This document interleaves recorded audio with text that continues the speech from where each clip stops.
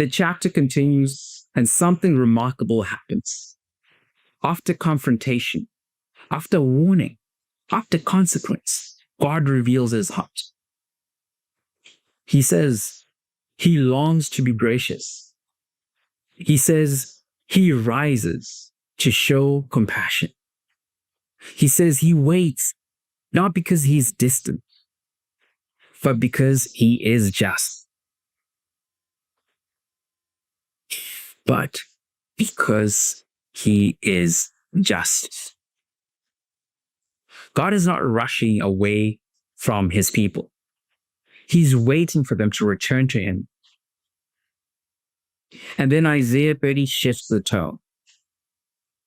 God speaks of restoration, of guidance, of a time when the teacher will no longer be hidden, when his voice will be heard behind them saying, "This is the way, walk in it." When they turn to the right or to the left, not because they are frantic, but because they are attentive. This is rhythm.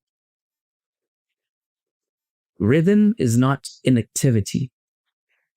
It is ordered movement. It is movement that listens before it steps. Movement that flows from obedience, not anxiety. Movement that stays aligned with God's pace, not our pressure. Isaiah 30 even acknowledges that the path will not be easy.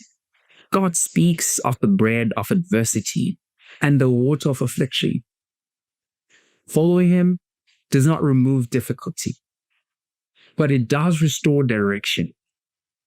It does restore clarity. It does restore trust. And eventually, the chapter describes what happens when rhythm replaces rush. False dependencies are exposed. Idols are thrown away. The noise quiets. The land is healed. Light increases. Healing begins. Not because the people finally moved fast enough, but because they learned when not to move at all.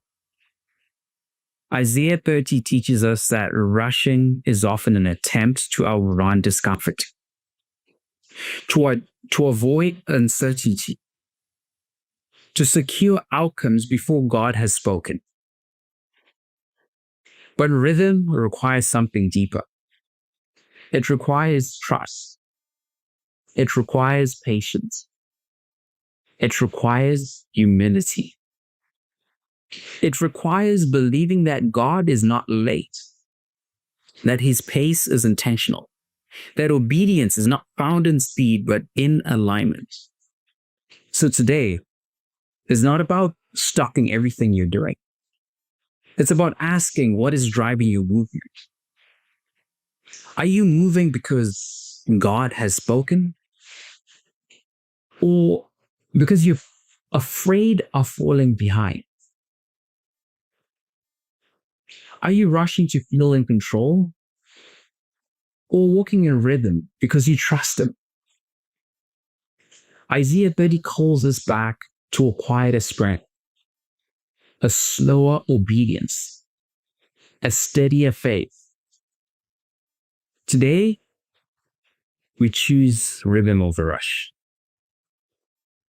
Not because life is easy, but because God is faithful.